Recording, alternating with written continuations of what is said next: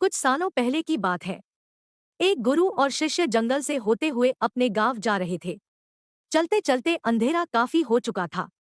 शिष्य ने अपने गुरु से कहा कि गुरुजी, रात काफी हो चुकी है। अगर आप कहे तो आज की रात यहीं आसपास के किसी गांव में गुजार ले। गुरुजी ने कहा ठीक है, और वो पास ही के गांव में एक छोटे से घर के पास जाकर रुके गए। और घर के दरवाजे पर शिष्य ने आवाज लगाई तो उस घर से एक आदमी बाहर आया। तभी गुरुजी ने बोला, हम अपने गांव जा रहे थे, लेकिन काफी रात होने की वजह से हमने इसी गांव में रुकने को सोचा है। क्या आज रात हम आपके यहाँ रुक सकते हैं? वह आदमी बोला, हाँ क्यों नहीं, आप दोनों अंदर आ जाइए। अब जैसे ही गुरुजी अंदर गए उन्होंने देखा कि उस आदमी के घर में बहुत ज्यादा गरीबी थी। गुरुजी ने उस आदमी से पूछा कि आप काम क्या करते हो? वह गरीब आदमी बोला कि मेरे पास बहुत सारी जमीन है। तो गुरुजी ने कहा, अगर तुम्हारे पास बहुत सारी जमीन है तो इस तरह से क्यों रह रहे हो?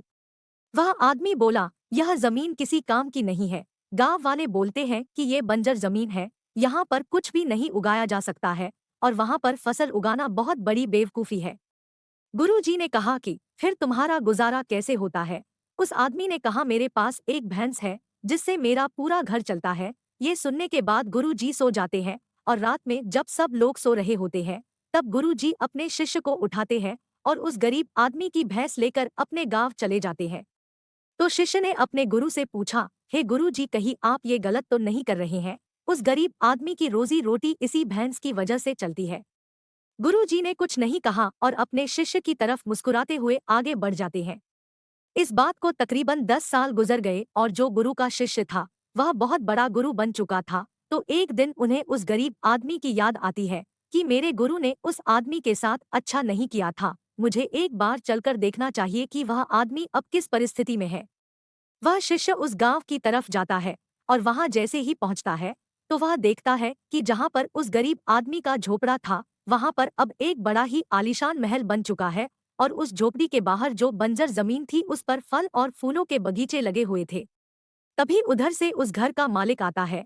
शिष्य उस आदमी को पहचान लेता है और उस आदमी को बोलता है, तुमने मुझे पहचाना? मैं अपने गुरु जी के साथ आया था, हम एक रात के लिए आपके यहाँ रुके भी थे। वह आदमी उसे पहचान लेता है और मायूसी से बोला, हाँ कैसे भूल सकता हूँ उस दिन को, आप लोग तो बिना बताए ही चले गए, पर उसी दिन ना जाने क्या हुआ। जो मेरी भैंस थी वो ना जाने कहाँ चली गई और आज तक नहीं लौटी। कुछ दिनों तक तो मुझे समझ ही नहीं आया कि क्या करना चाहिए और क्या नहीं, लेकिन जीने के लिए मुझे कुछ ना कुछ तो करना ही था।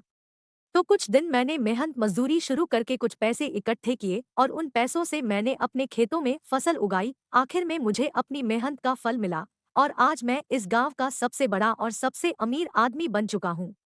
यह सब सुनकर वह शिष्य बोला, लेकिन ये काम तो आप पहले भी कर सकते थे। आदमी बोला, कर सकता था, लेकिन तब मेरी जिंदगी बिना मेहनत के भी चल रही थी। मुझे कभी लगा ही नहीं कि मेरे अंदर भी इतना कुछ करने की क्षमता है, इसलिए मैंने कोशिश ही नहीं की। लेकिन जब मेरी भैंस चली गई तब मुझे एहसास हुआ कि मैं दूसरा काम भी कर सकता हूँ, जिससे मैं अच्छा खासा पैसा कमा सकता हूँ और मेरे बच्चों और पत्नी को अच्छी जिंदगी भी दे सकता हूँ। इसलिए मुझे कुछ ना कुछ तो करना ही था, और तब मैंने ठान लिया था कि अब मैं जो भी करूँगा पूरी मेहनत के साथ करूँगा, अपने दम पर करूँगा, और आज इसीलिए मैं इस मुकाम पर पहुँचा हूँ। ये सुनने के बाद शिष्य के आंखों में अपने गुरुजी के लिए आंसू आ गए, और उसे अब वो बात समझ आ गई कि क्यों गुरुजी ने इस आदमी की भैंस चुराई थी। दोस्तों, आप भी सोचिए, कहीं आपकी जिंदगी में भी कोई ऐसी भैंस तो नहीं है जो आपको एक बेहतर जिंदगी जीने से रोक रही है? उस भैंस ने कहीं आपको बांध कर तो नहीं रखा है? अगर आपको लगे कि ऐसा है तो आगे बढ़िए, हिम्मत करिए और अपनी रस्सी को काटिए और आजाद हो जाइए। जो आपके पास है उसे खोने का डर मत पालिए, क्योंकि आपके पास खोने के लिए बहुत ही कम चीजें हैं। पर सोचिए, अगर आप कामयाब हो जाएंगे तो पाने के लिए पूरी दुनिया आपके पास है।